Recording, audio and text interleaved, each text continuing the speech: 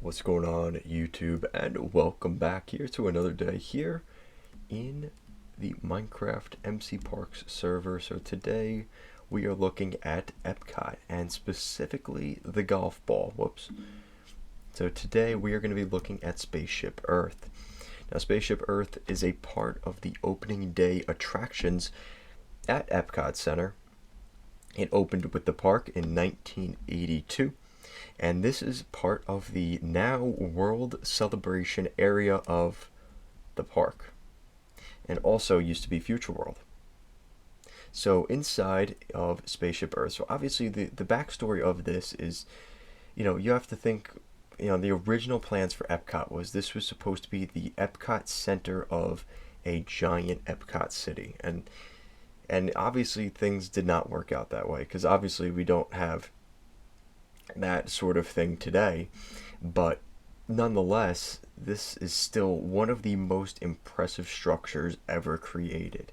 And what's really interesting about it, if you've ever been under the EPCOT Spaceship Earth, if you've noticed, right, when it rains you never actually get wet. And the reason for that is in between every triangle of the EPCOT, the EPCOT structure, there's actually little like holes and gutters in a gutter system that sends all of the water out to the Seven Seas Lagoon, which is kind of an interesting thing.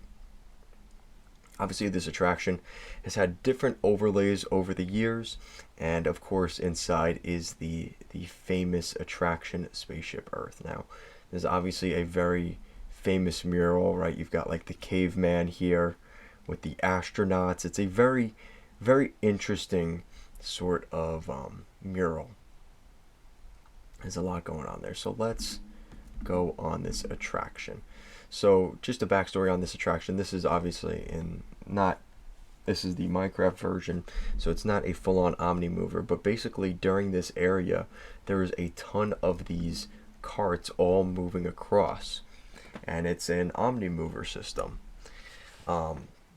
The music from this attraction from 1994 to 2007 was Edo Jadote, and then in 2007 they switched it over to where it currently is now. The music is from Bruce Broughton. What's interesting about the vehicles, so there's 2 rows of 2 per person, and there's also the ability to fit 4 people in each vehicle. And that's what we're sitting in here today. There's actually a screen in front of you as well, which is kind of cool. And you're able to use that during the attraction.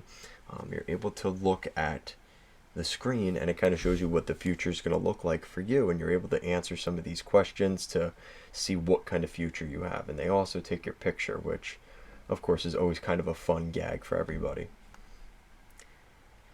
Another interesting thing, there's been a couple of different hosts for the attraction. So while you're riding through, you basically have a narrator telling you whatever they're telling you in the story. So the original from 1982 to 1986, Vic Perrin was the host of the attraction. And then you start to get to more of the famous people for this attraction, because these layovers were a little bit longer. So Walter Cronkite was the host of this attraction from 1986 until 1994. So what is that, 8 years? Then these are now ones that I know a little bit more. Jeremy Irons was the host of the attraction from 94 until 2007. So what is that? That's a 13 years, at least 13 years for Jeremy Irons. And then from 2007 until today, the most recent host of the attraction is Judi Dench, which has been that way, really, like I said, for the last 15 to 20 years now at this point. It's been a long time.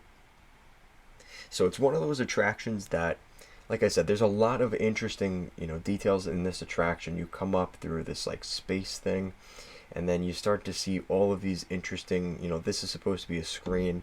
You're watching like a projection of like a woolly mammoth being taken down by cavemen. So that's like the original, the opening act, which I think is fairly new. This is one of the newer additions to the attraction.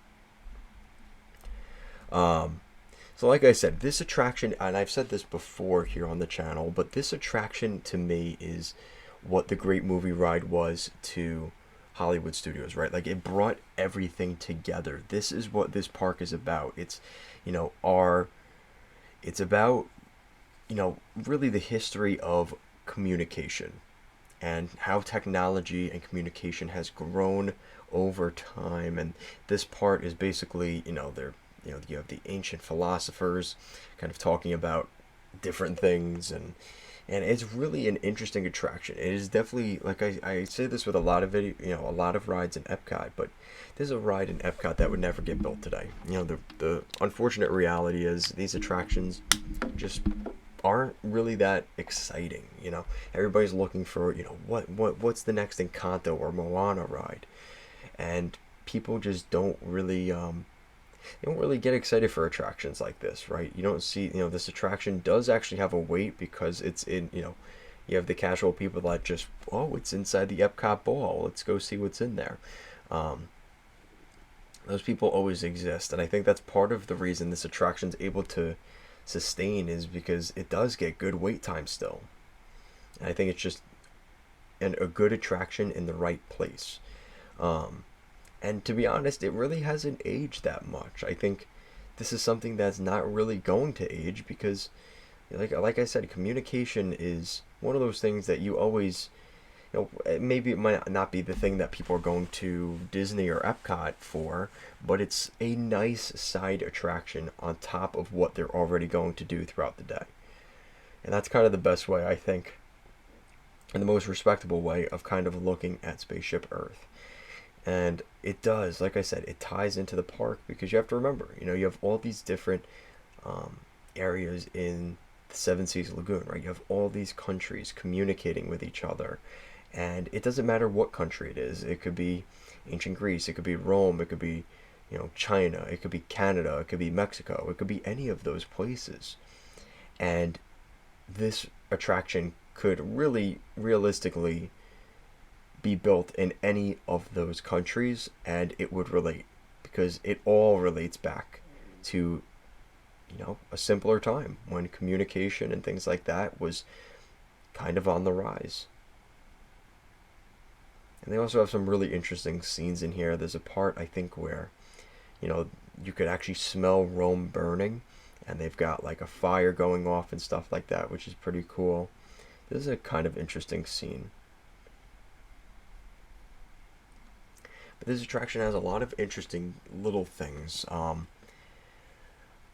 If I remember correctly, they recently just updated it. And in the end scene, which we'll see later on, there's actually a point in the attraction where there's actually a sleeping animatronic. And he's sitting at his desk sleeping. And those are the little details for Disney that really, that's the step above, right? That's the thing that, like, they could have easily just put a static figure there sleeping, and nobody would really notice.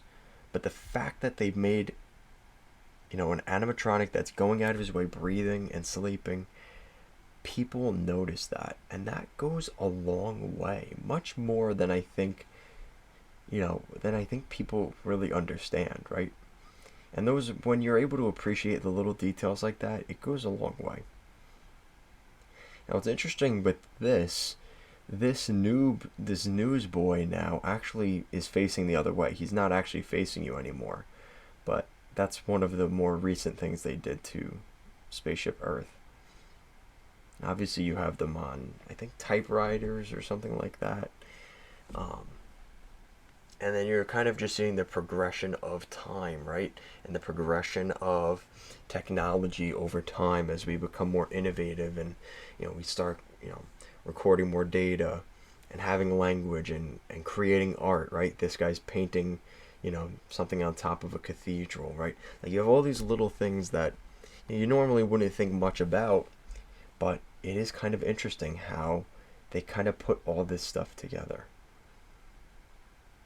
And obviously, we're coming to the point, at the end of the attraction, the finale, which we're going to see here very, very shortly. But this is all, like I said, now you're seeing the progression. We're starting to get to the point where, we're going to start seeing computers. Like, I think it's Steve Jobs. I think Steve Jobs is in this part coming up. So obviously now you're getting to the point you've got radio, right? Radios are starting to be created, and technology is really starting to evolve.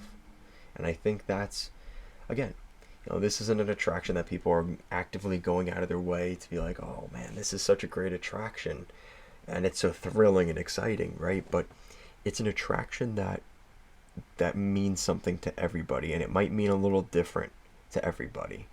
And I think that's what makes it so charming, right? And this is an old attraction. This is an attraction, like I said, from 1982, and people can still ride it today, and it's just as good as it was, if not better.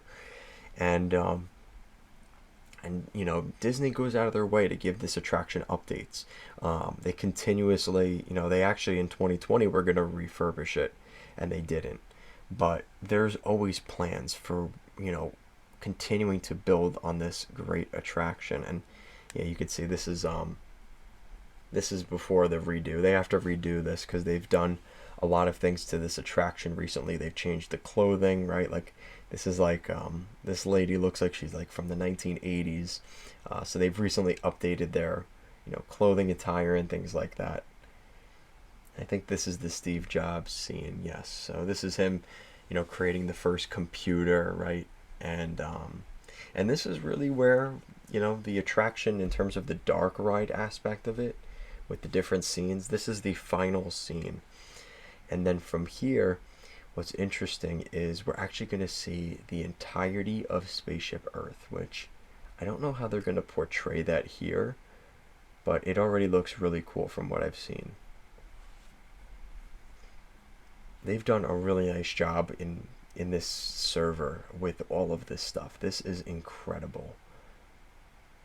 You have the little particle effects from the enchantments. This is really cool. And eventually you get to the point where we make the corner and you just see this grand reveal.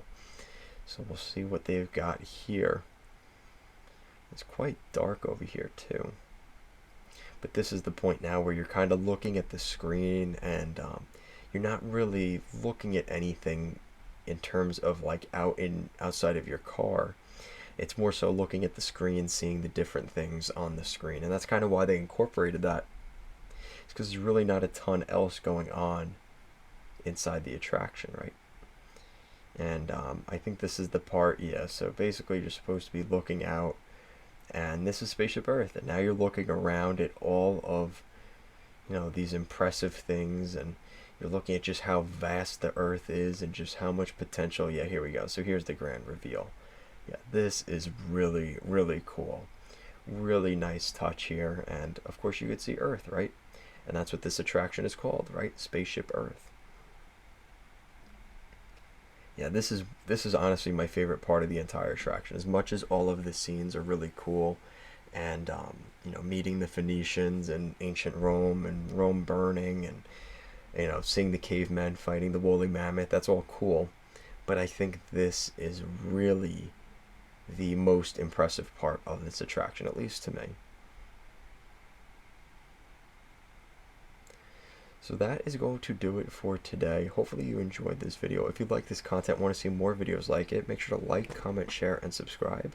And I'll talk to you again soon, guys. Thank you for watching.